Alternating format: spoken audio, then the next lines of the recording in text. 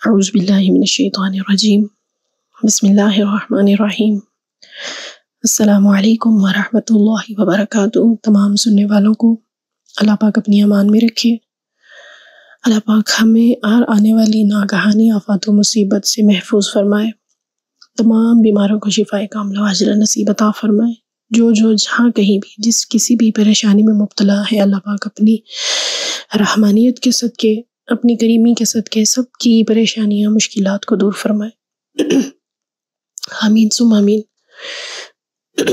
آج کی اپنی اس نشست میں انشاءاللہ بات کرنے کی میں کوشش کروں گی اللہ تعالیٰ کے حکم سے کہ درود پاک ہدیہ کرنے کی کیا فضیلت ہے۔ ہم سبھی جانتے ہیں ماشاءاللہ کہ درود پاک پڑھ کر پھر اس کو ہدیہ کرنا نبی علیہ الصلوۃ والسلام کو، اہل بیت کو، پھر آپ علیہ الصلوۃ والسلام کے وسیلے سے جو ہمارے مرحومین ہیں ان کو ہدیہ کرنا کتنا ہی برکت والا عمل ہے، کتنا ہی خوبصورت یہ عمل ہے۔ اور پھر ایسے ایسے مشاہدات اللہ تعالیٰ دکھاتا ہے، بہت سے لوگوں کے مشاہدات ہیں درود پاک ہدیہ کرنے کے حوالے سے۔ میں نے جب اپنا باقاعدہ طور پر درود پاک کا سفر شروع کیا تو وہ ہوتا ہے نا کہ جب آپ ایک راستے پر چلنا شروع کرتے ہیں پھر ہم اسی کے بارے میں ہی بات کرتے ہیں، اسی کے بارے میں ہی سوچتے ہیں، اسی عمل کے بارے میں ہی پھر ہم زیادہ سے زیادہ کھوج لگاتے ہیں کہ ہم اس میں اور کتنے پکے ہو سکتے ہیں، اس عمل کو ہم اور کتنا خوبصورت بنا سکتے ہیں۔ تو میں نے درود پاک ہدیہ کرنے کے حوالے سے ایک واقعہ جو وہ سنا کہ وہ کوئی خاتون تھیں اور اس کی بیٹی جو تھی جوان وہ فوت ہو گئی۔ وہ بہت زیادہ پریشان تھی اپنی بیٹی کے بارے میں کہ اس کے آگے کیا حالات اس کو پیش آئے ہیں، اللہ پاک نے اس کے ساتھ کیا معاملہ فرمایا ہے۔ تو جو ہے وہ کسی بزرگ کے پاس گئیں اور اس عورت نے کہا کہ مطلب میں اپنی بیٹی کے جو ہے وہ حال احوال جاننا چاہتی ہوں۔ تو شاید انہوں نے کچھ پڑھنے کے لیے بتایا، پھر اس نے خواب میں دیکھا کہ جی وہ تو بہت پریشان حال ہے، عذاب میں مبتلا ہے، بہت برا حال ہے اس کی بیٹی کا، اس عورت کی بیٹی کا۔ پھر وہ آئی جو تھی اپنے دوبارہ ان بزرگ کے پاس آئی اور کہا کہ مطلب میں نے تو اپنی بیٹی کو اس طرح دیکھا ہے، پہلے تو یہ تھا کہ نظر نہیں آتی، ملتی نہیں ہے کہ کیا حالات ہیں اس کے، اور اب جب وہ ملی ہے خواب میں تو اتنے مطلب وہ برے حالات میں ہے کہ میں تو اور زیادہ پریشان ہو گئی۔ تو ان بزرگ نے اس عورت کو کہا کہ تم مطلب کچھ نہ کچھ پڑھ کر اس کو ہدیہ صالح ثواب کرتی رہا کرو، اس کی طرف سے صدقہ خیرات کرو تو اللہ تعالیٰ اس کے لیے آسانیاں کرے گا۔ کچھ دن گزرے، ان بزرگ کے خواب میں ایک لڑکی کو انہوں نے دیکھا کہ مطلب جو بہت ہی بہترین حالت میں، بہت اچھے باغات میں جو ہے وہ سیر کر رہی ہے، وہ گھوم پھر رہی ہے، اور وہ بہت اچھے خوبصورت اس نے کپڑے پہنے ہوئے ہیں اور بہت وہ خوش ہے، اور وہ ان بزرگ سے کہہ رہی ہے کہ کیا آپ نے مجھے پہچانا نہیں کہ میں کون ہوں؟ تو وہ بزرگ فرماتے ہیں کہ میں تمہیں کیسے پہچان سکتا ہوں، میں تو تمہیں آج پہلی دفعہ دیکھ رہا ہوں۔ تو وہ لڑکی کہتی ہے کہ میں وہی ہوں جس کی ماں آپ کے پاس آئی تھی کہ میری بیٹی جو ہے وہ عالم برزخ میں بہت زیادہ تکلیف میں ہے، بہت برے حالات میں ہے۔ تو پھر ان بزرگ نے فرمایا کہ اچھا پھر تمہارے ساتھ یہ معاملہ اللہ پاک نے کیسے کیا؟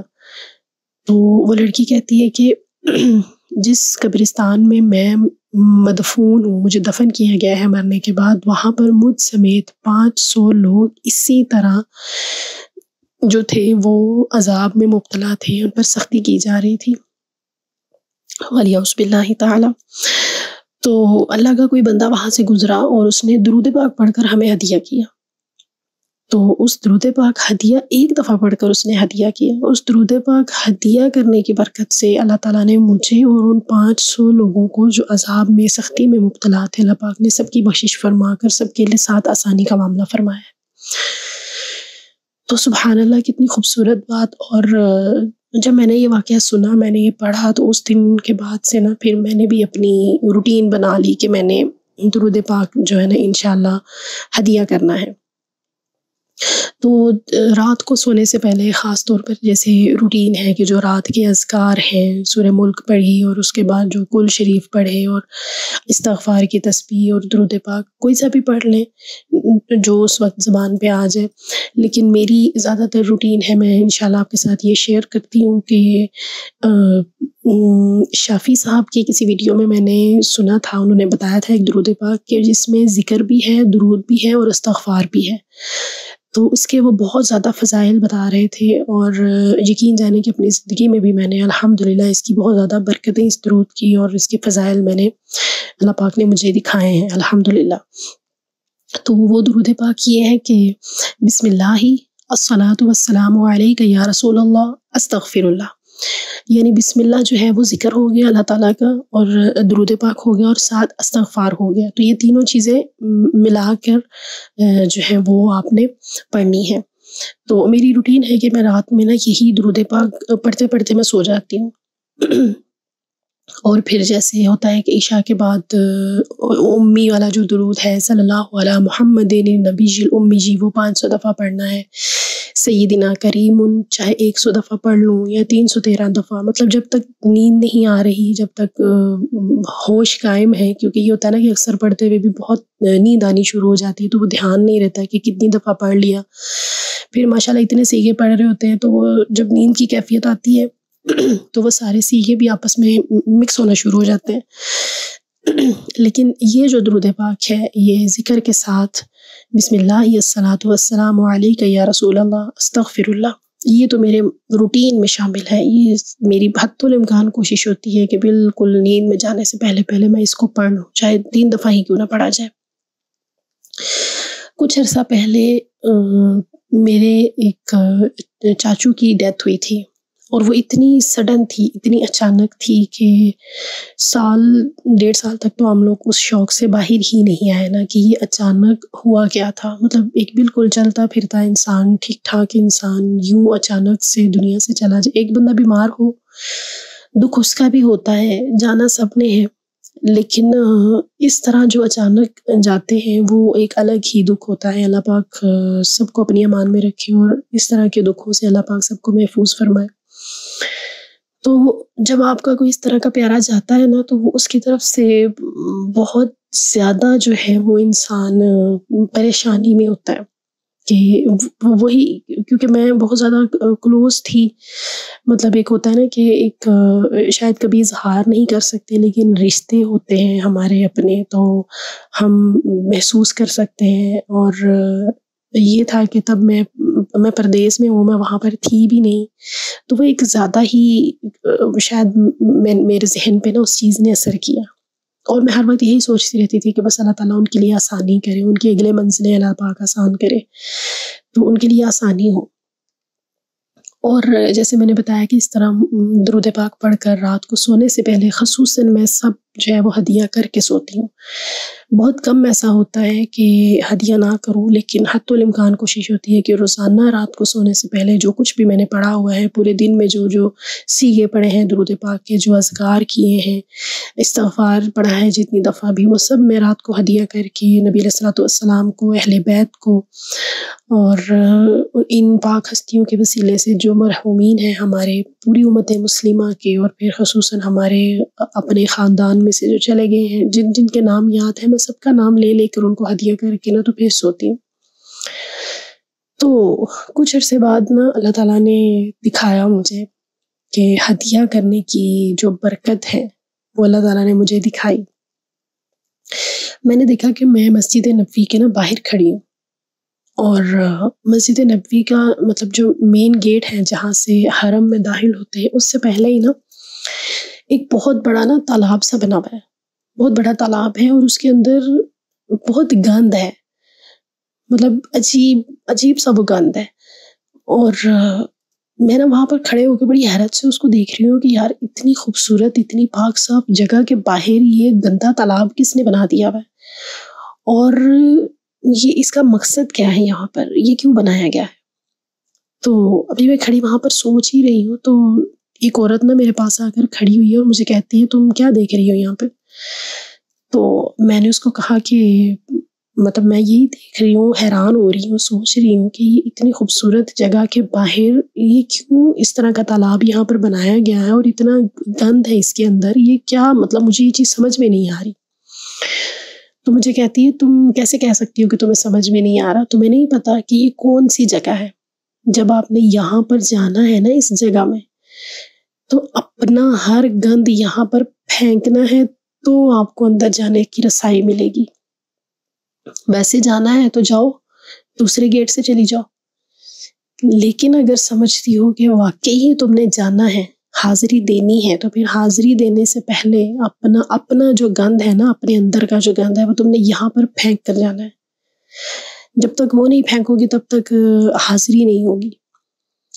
اور ابھی وہ مجھ سے یہ بات کر ہی رہی ہے تو میں تھوڑا سا سائڈ پہ ہٹی ہوں، تو میں نے دیکھا ہے کہ ایک طرف سے نا جو میرے چاچو جن کا میں نے ذکر کیا کہ جن کی بہت اچانک ڈیتھ ہوئی تھی، وہ مجھے آتے ہوئے نظر آئے، اور ماشاءاللہ اتنے خوبصورت حلیے میں، اتنی اچھی ان کی صحت، ایسے مسکراتا ہوا چہرہ، روشن چہرہ، جیسے نا بہت کھلکھلاتا ہوا چہرہ ہے، اور بہت ہی خوش ہو جیسے کوئی انسان جس کو بہت کچھ مل گیا ہو۔ تو مجھے وہ آتے ہوئے نظر آ رہے ہیں، تو میں ایک دم سے نا سائڈ پہ ہو گئی ہوں اور میں ملی ہوں ان سے جا کے اور وہ مجھے اتنا پیار کر رہے ہیں، جب وہ مجھے مل رہے ہیں بار بار میرا ماتھا چوم رہے ہیں، مجھے ساتھ لگا رہے ہیں، مجھے کہتے ہیں دیکھو میں تمہاری وجہ سے یہاں پر آیا ہوں، میں نے تو کبھی سوچا ہی نہیں تھا کہ میں یہاں پر آؤں گا، تو دیکھو میں صرف تمہاری وجہ سے یہاں پر آ سکا ہوں، یہ صرف تمہاری وجہ سے ہوا ہے، میں صرف تمہاری وجہ سے یہاں پر آیا ہوں۔ 3-4 دفعہ انہوں نے یہی بات رپیٹ کی ہے، اور میں نا اس وقت میں نے ان سے کچھ نہیں کہا، میں چپ کر کے بس ان کو دیکھ رہی ہوں۔ تو میں کہہ رہی ہوں آپ ٹھیک ہے؟ تو کہتے ہیں ہاں میں تو بہت ٹھیک ہوں، میں بہت خوش ہوں، دیکھو تمہیں نظر نہیں آ رہا میں کتنا خوش ہوں، میں بالکل ٹھیک ہوں، مجھے کچھ بھی نہیں ہے، تو میں بالکل ٹھیک ہوں۔ تو میں ان کو کہہ رہی ہوں کہ اچھا نا آپ اب آئے ہیں تو آپ نے ہمارے ساتھ نا کھانا کھا کے جانا ہے۔ تو کہتے نہیں میں کھانا نہیں کھاؤں گا، بس اب مغرب کی نماز کا ٹائم ہو رہا ہے تو میں مسجد میں نماز پڑھوں گا اور پھر میں نے واپس جانا ہے، میرے پاس اتنا ٹائم نہیں ہے، تو میں نے واپس جانا ہے۔ پھر وہ جاتے ہوئے مجھے ملے ہیں، میرے سر پہ انہوں نے پیار کیا ہے اور مجھے کہتے ہیں کہ تمہاری وجہ سے میں آیا ہوں تو بس یاد کرتی رہا کرو۔ اور کچھ لمحے بعد جب میری آنکھ کھلی تو یقین جانے مجھے لگا کہ یہ صرف خواب نہیں تھا۔ وہ ہوتا ہے نا کہ کچھ خواب اتنے ریئلسٹک ہوتے ہیں، اتنے حقیقت پر مبنی ہوتے ہیں کہ وہ خواب لگتے ہی نہیں ہیں، وہ لگتا ہے کہ آپ حقیقت میں وہاں سے ہو کے آئے ہو۔ پھر خیر صبح اٹھ کر جو ہماری روٹین ہوتی ہے کہ ہم نے اگر اس طرح اپنے جانے والوں کو دیکھا ہے تو لازمی کچھ نہ کچھ ہمیں صدقہ خیرات ان کی طرف سے کرنا چاہیے۔ اللہ تعالیٰ کا شکر ادا کیا کہ اللہ تعالیٰ نے مجھے ان کے اتنے اچھے حالات دکھائے۔ آپ یقین کریں ایک دن تک تو مجھے سمجھ ہی نہیں آئی کہ وہ مجھے بار بار کیوں کہہ رہے تھے کہ میں تمہاری وجہ سے یہاں پہ آیا، ذہن میں نہیں آ رہا تھا نا کہ کیوں مجھے اس طرح کہہ رہے ہیں۔ پھر جب دوسرے دن میں نے رات کو اسی طرح بیٹھے بیٹھے میں نے درود پاک پڑھا، استغفار پڑھا، اور جب میں نے اپنے اس چاچو کا نام لے کر میں نے ان کو ہدیہ کیا تو ایک دم سے میرے ذہن میں ہے کہ ہاں میری تو یہ روٹین ہے کہ میں تو سب کا نام لے لے کر ان کو ہدیہ کرتی ہوں۔ بہت سے ہیں میری اپنی فیملی میں، میرے بہت پیارے رشتے جو چلے گئے ہیں اس دنیا سے، اللہ تعالیٰ سب کی مغفرت فرمائے۔ آپ سننے والوں میں سے بھی جن کے چلے گئے ہیں اس دنیا سے، سب کی اللہ پاک بے حساب و کتاب مغفرت فرما کر ان کی قبروں کو اللہ پاک جنت کے باغوں میں سے ایک باغ بنائے، جنت الفردوس میں نبی علیہ الصلوۃ والسلام کا مبارک ساتھ نصیب فرمائے۔ یہ دعائیں اپنی روز کی دعاؤں میں لازمی یاد رکھا کریں، کیونکہ جو چلے جاتے ہیں ان کو صرف ہماری طرف سے یہ ہدیے ہی ہیں جو پہنچتے ہیں۔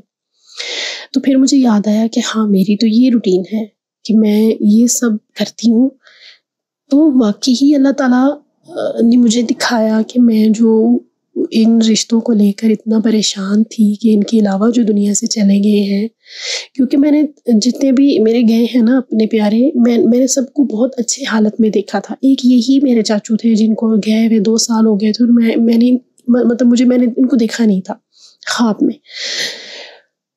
تو ایک وہ بے چینی سی ہوتی ہے آپ کو کہ سب ملتے ہیں، سب آتے ہیں، کوئی نہ کوئی پیغام دے کے جاتے ہیں، بہت اچھے حالات میں، بہت خوبصورت جگہوں پر میں ان کو دیکھتی ہوں، ان سے ملتی ہوں، تو بس مجھے یہ نظر نہیں آتا۔ پھر جو میرے اس خواب کا پہلا حصہ تھا کہ جو مسجد نبوی کے باہر جو تالاب بنا ہوا ہے اور وہاں پر گند ہے، اور مجھے کہا جا رہا ہے کہ حاضری کے لیے ضروری ہے کہ اپنا گند یہاں پر پھینکنا ہے، اور پھر میں اس چیز میں اتنی الجھی ہوئی تھی، اتنی میں پریشان تھی کہ یہ کیا تھا، یہ مجھے سمجھ نہیں آ رہا تھا۔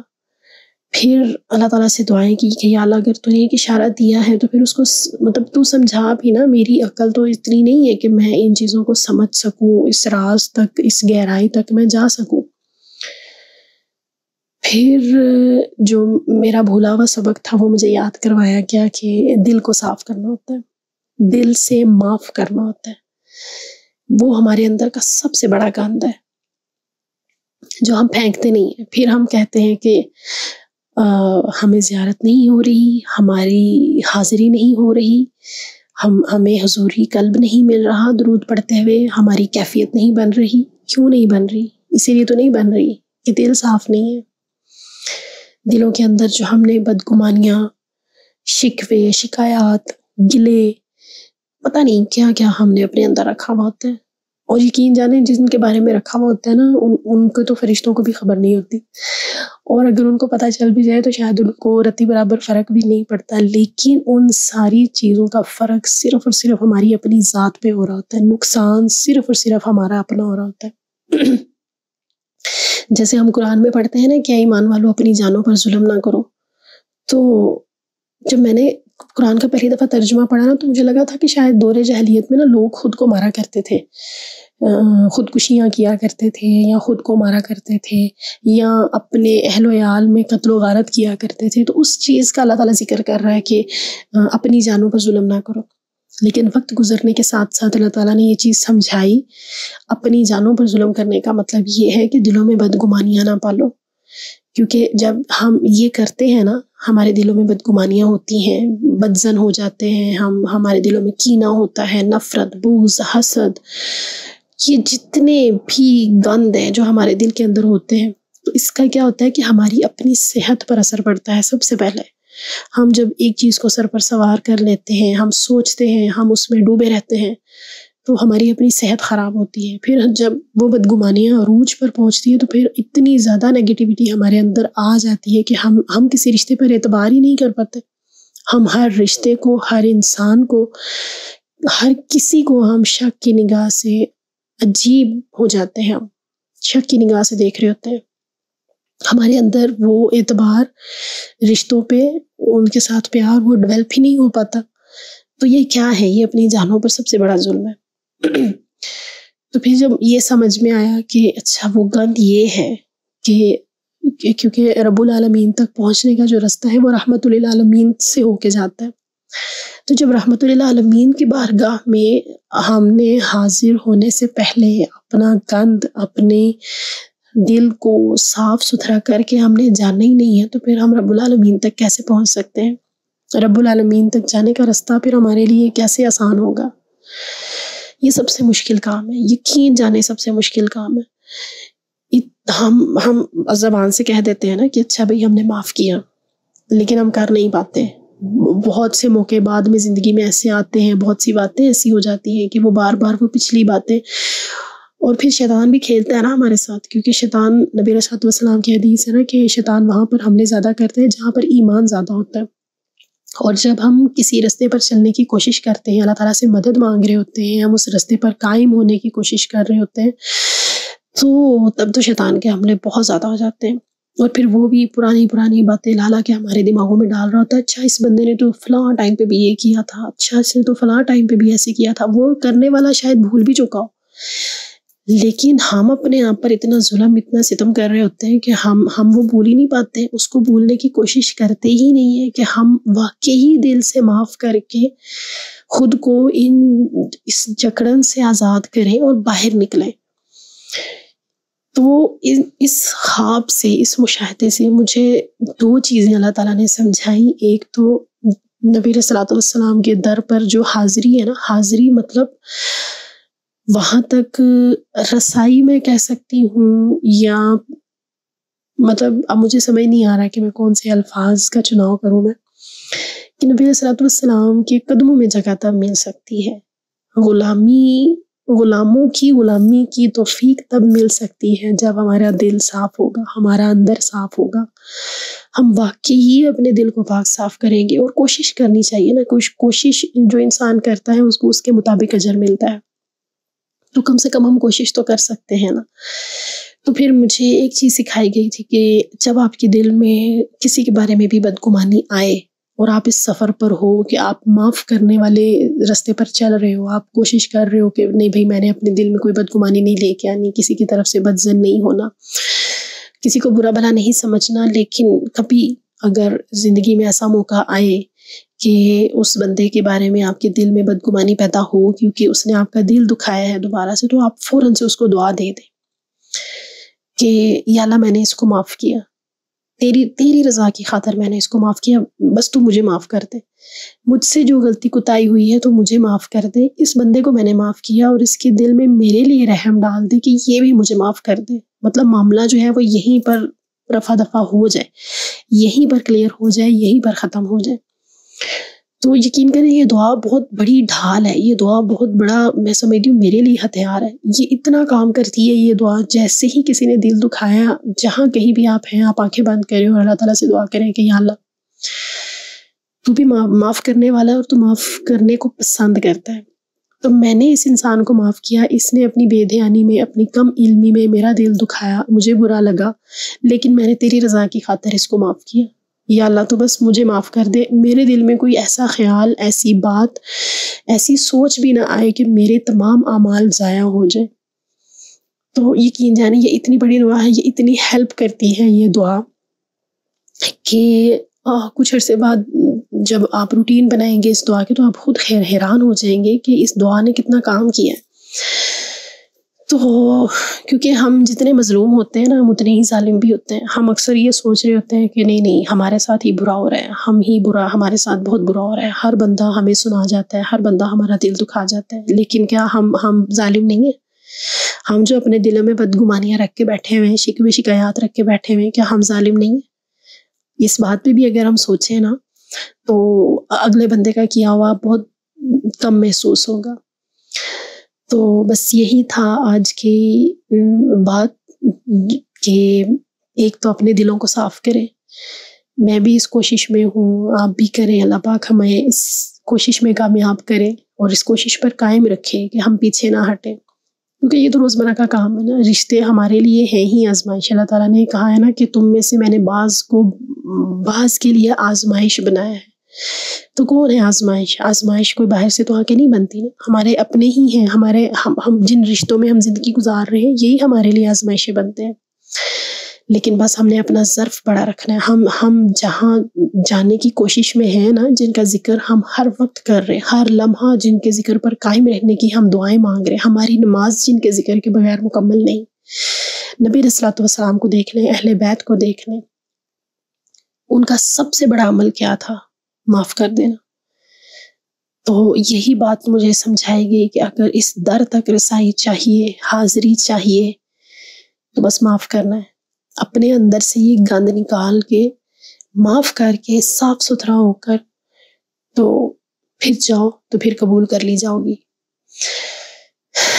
تو بس اللہ پاک ہمارے لیے آسانیاں کرے اور ہمارے اپنے پیارے جو اس دنیا سے چلے گئے ہیں، جو بھی ہمارے مرحومین ہیں، پوری امت مسلمہ میں سے جو بھی وفات پا چکے ہیں، اللہ پاک سب کے لیے آسانیاں کرے. سب کی قبروں کو اللہ پاک جنت کے باغوں میں سے ایک باغ بنائے اور سب کو اللہ تعالیٰ، سب کو نبی علیہ الصلوۃ والسلام کی شفاعت نصیب فرمائے. اور ہمیں بھی اپنے دلوں کو پاک صاف کر کے بدگمانیوں سے، بدزنی سے، شکوے شکایات سے، کینہ بغض حسد سے پاک صاف کر خالص نبی علیہ الصلوۃ والسلام کی محبت میں ان پر درود و سلام پیش کرنے کی توفیق عطا فرمائے. اور یہ سنت ہے نبی علیہ الصلوۃ والسلام کی اور اہل بیت کی، معاف کر دینا. اور اللہ تعالیٰ ہمیں اس سنت پر قائم رہنے کی توفیق عطا فرمائے. آمین ثم آمین. السلام علیکم ورحمۃ اللہ وبرکاتہ.